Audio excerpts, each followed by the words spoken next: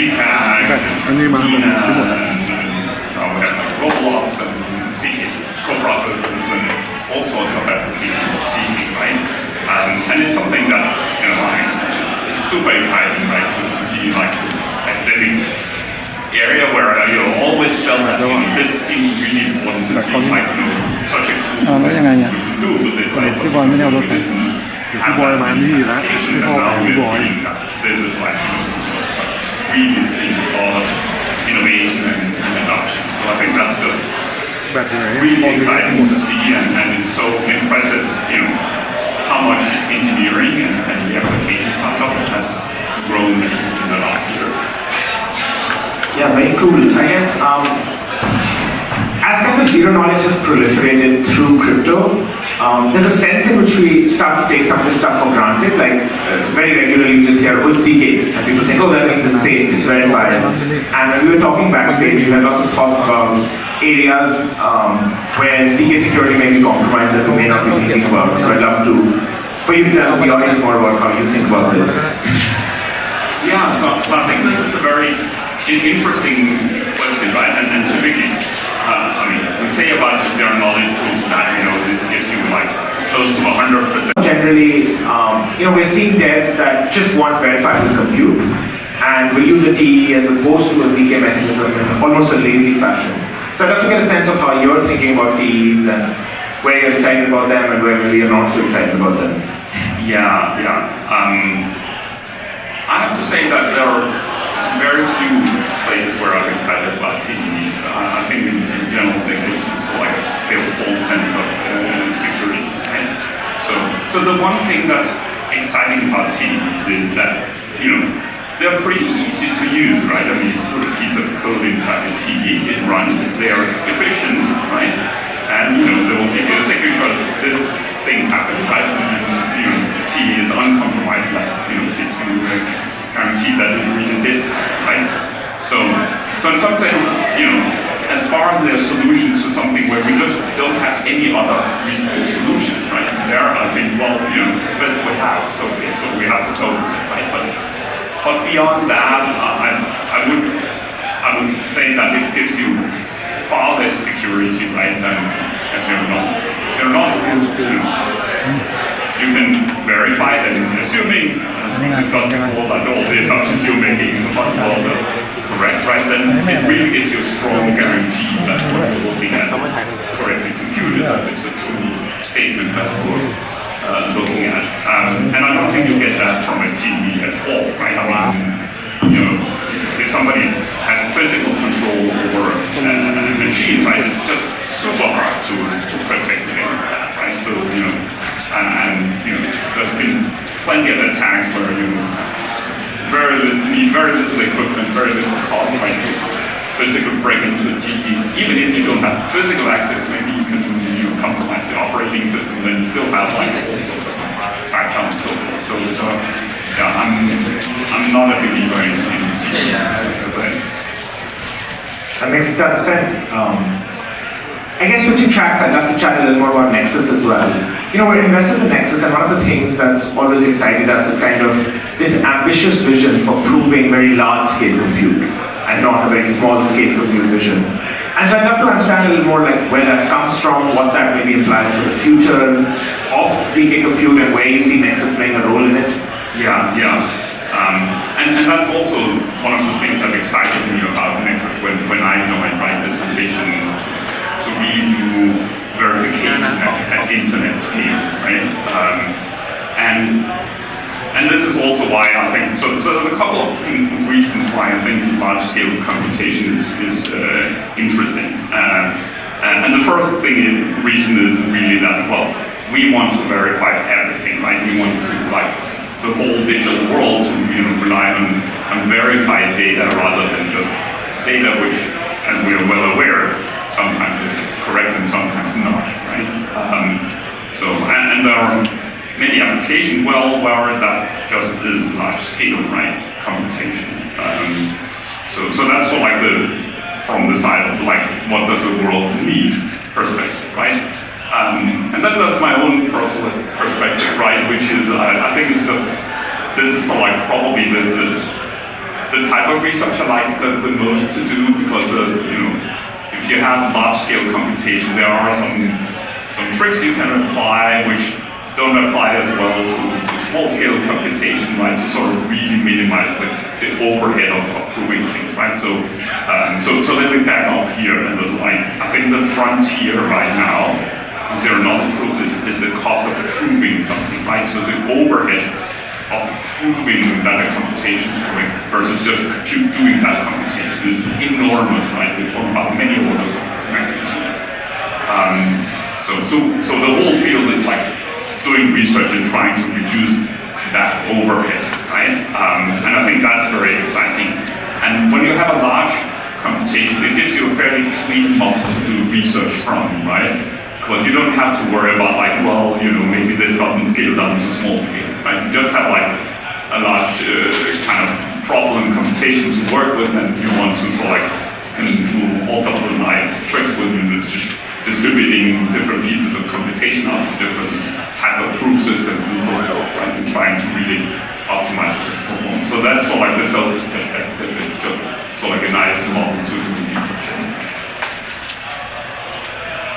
As like a VC who's been looking at ZK for a few years, the pace of development is somewhat astonishing.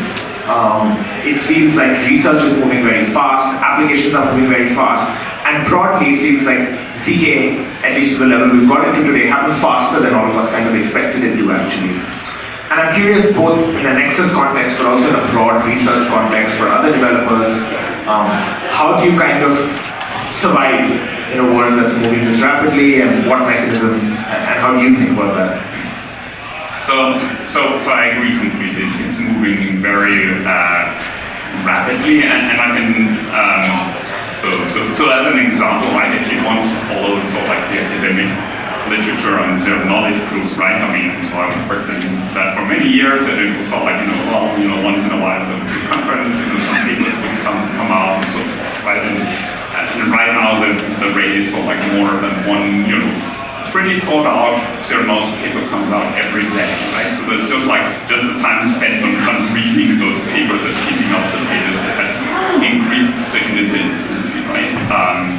I think also the standard of what is expected in research has increased significantly. And so, it used to be just write a theory paper and be done with it. Right now, it's very often it comes with an implementation, benchmarking, and all sorts of stuff. So you see sort of like this marriage between theory and practice, right?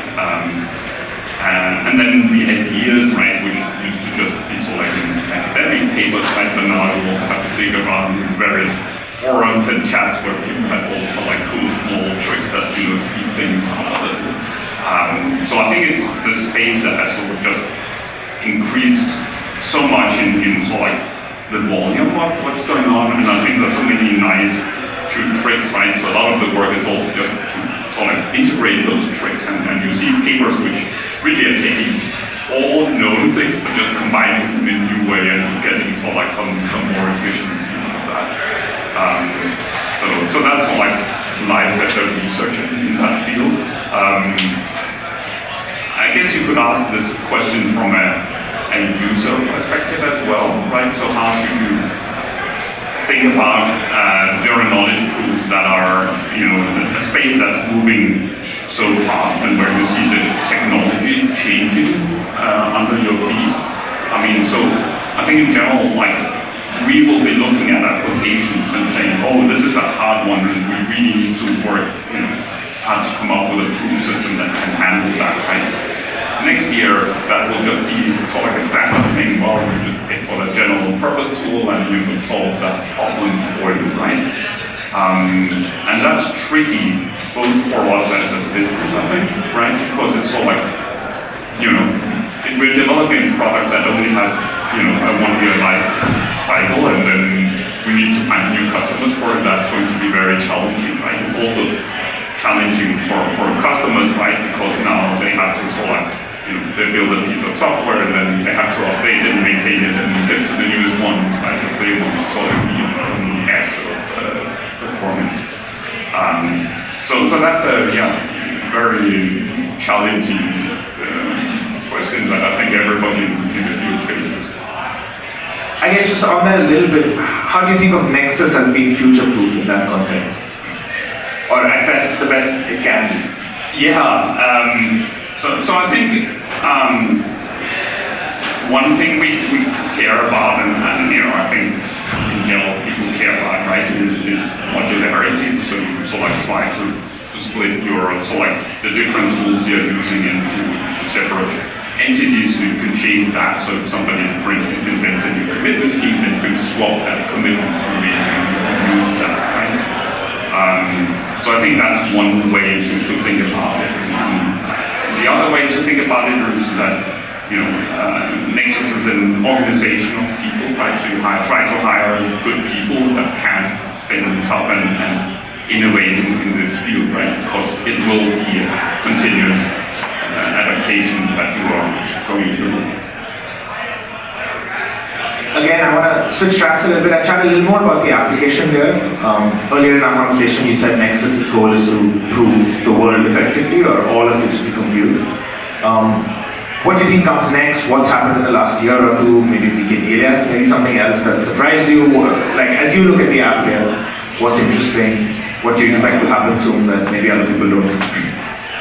Yeah, so I think in terms of applications, so one thing that really excites me is that people are going out and looking for where can they get data that you can incorporate into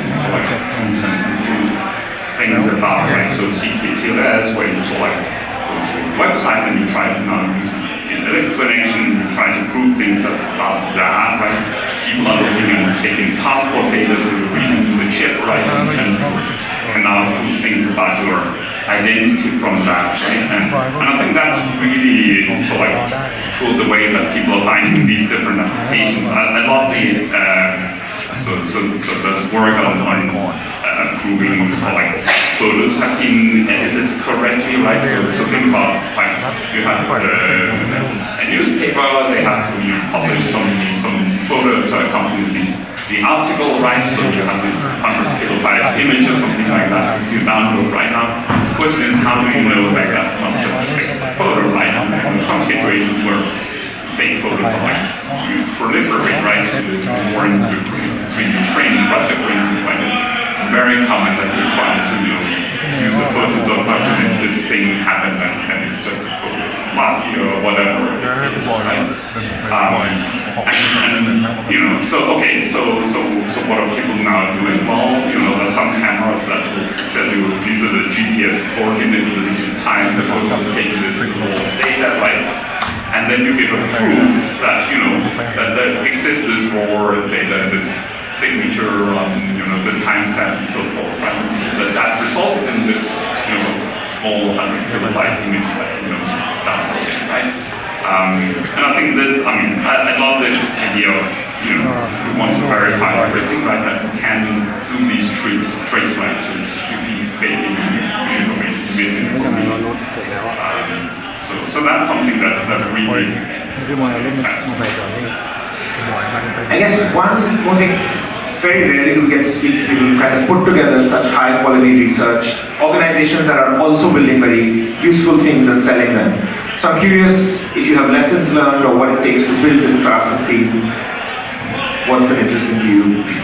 Oh yeah, well I guess we are still in the early days, right? We're still building the ZKGM and improving on it. We're still building the network and improving on that.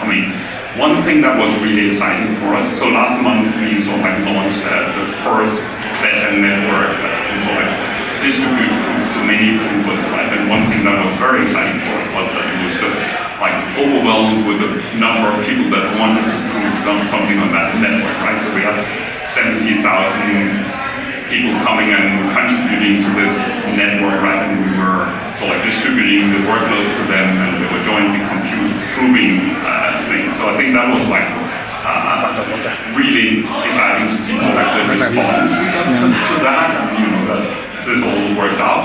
Technology support that, and we saw now going through the process of doing the next iterations, right? So one thing that you know, I mean, we want to do real things, right? And this was not real things, right? These were like, you know, not kind of prototypes, and you know, so if somebody, you know, out here has an application that, you know, real data, real use case that they want to prove out, we would love to talk to them, and you know, so somebody who's not interested in Fibonacci is correctly computed, but something more interested in that. Awesome. I think we have time for maybe one more question. I'd love to get a sense of like, what should people be excited about in ZK over the next 5, 10 years, I guess, very quickly. I think we have 1 minute. Oh, okay, yeah. Okay, so let's try to pick out the crystal ball and see what's going to happen over the next 5 to 10 years. So I think right now we're in the phase where efficiency is improving so rapidly, right? I mean, we're talking about like 10x or something like that, or more per year, right? Of course, at some point that's going to phase out, right? And once we not even make computation, right? But we can get close to that. One thing I'm very curious about is how close we're going to get to major computation, right? So as a scientist, I don't see any lower bounds. I mean, maybe like, you know, I can sort of have some intuitive reasons why we can't get into like 3x of native computation, right? But right now we are like 1 million x times native computation overhead, right? So I'm very curious to see where this starts to flatten out, right? So we keep on improving. When will that sort of like tail off and approach native computation? And what will that overhead be? Will that be a factor 10? Will that be a factor 100? Or what it will be, right? And so that's something I'm, you know, I don't know where we're going, but I'm very curious to see where that's going to be. I think no lower bound is a fun note on which to end this. Thank you. Thanks so much for taking the time.